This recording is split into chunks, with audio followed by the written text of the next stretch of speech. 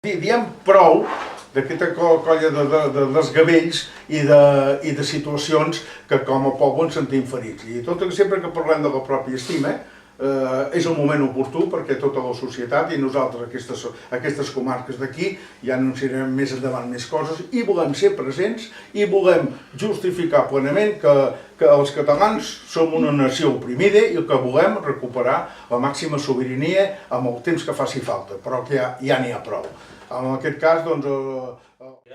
Per donar suport a la Comissió de la Dignitat, que ja fa una colla d'anys que està treballant i que precisament si algun exemple tenim de societat civil organitzada, en tenim molts, però aquest n'és un que a més ha donat uns efectes ben evidents, però que també cal recordar que molts encara d'aquests papers mal anomenats de Salamanca, que ara potser ja no es diu tant, sinó papers en tot cas de Catalunya, dels països catalans que romanen allà segrestats, d'alguna manera aquí volem també fer-nos present en aquest gran acte nacional que es farà a Barcelona.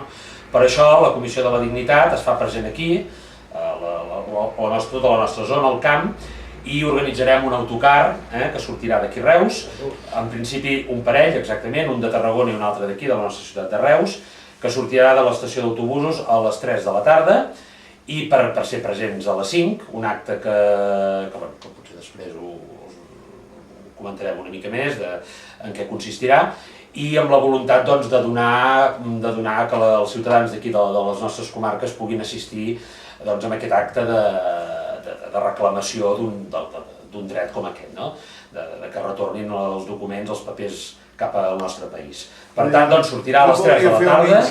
Aquests papers actualment ens afecten de ple a les nostres comarques. Ja no són de la Generalitat, aquests són de la ciutadania de Reus, de Tarragona, de Torredembarra, de Falset. Aquest és el trama que tenim actualment. I això és important que la gent ho sàpiga. Justícia, ara no només demanem una cosa de justícia, ara demanem fins i tot que es compleixi una llei que es va aprovar el 2005, que veiem que es van tornar uns papers a la Generalitat però que falten entitats, que falten particulars. I, per exemple, això que deia en Jordi Escoda, de papers que afecten no només a certes zones de Catalunya i que sembla que aquí no afecten a ningú. Si anéssim a mirar, jo aquí he fet un petit recull d'entitats que afecten a les nostres comarques. Tindríem la Casa Asil de Sant Josep de Tarragona, el Foment Jesús de Reus, la Cooperativa de Tintorers de Robes Usades de Reus, la Casa del Poble de Reus, la Unió Republicana de Reus. No ho llegiré tot perquè ja sé que el temps val molts diners, sobretot en el tema de mitjans de comunicació. Doncs bé, nosaltres fem aquest acte de justícia, de demanar legalitat, i ho fem amb la presència d'en Raimon, de Maria del Mar Bonet, fem també amb en Josep Maria Terricabres, amb Antoni Albà, amb en Pep Sala, i aquesta vegada hem volgut fer un canvi en els nostres actes.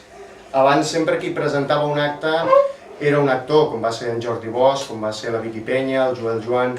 Aquesta vegada hem decidit que sigui un periodista. Doncs per què? Doncs perquè els mitjans de comunicació, els periodistes, en tot aquest temps que portem la Comissió de la Dignitat lluitant pel retorn dels papers de Salamanca, hem tingut el suport dels mitjans de comunicació.